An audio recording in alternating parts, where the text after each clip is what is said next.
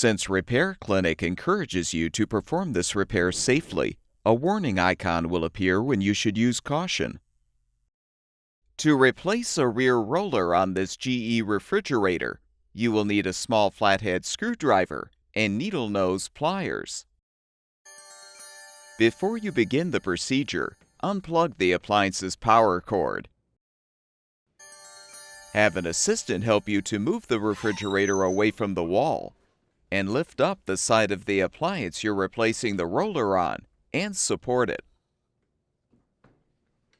Use the small flathead screwdriver and needle nose pliers to help remove the roller pin retaining clip. You can now slide the pin out and remove the old roller.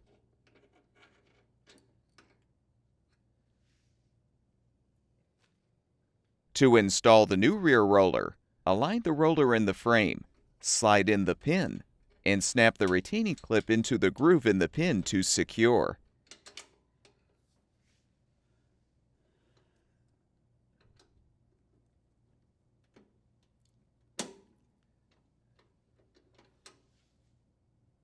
Remove the support and lower the side of the appliance.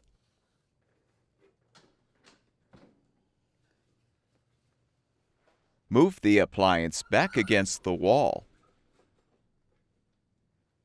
Plug the appliance's power cord back in, and the refrigerator should be ready for use.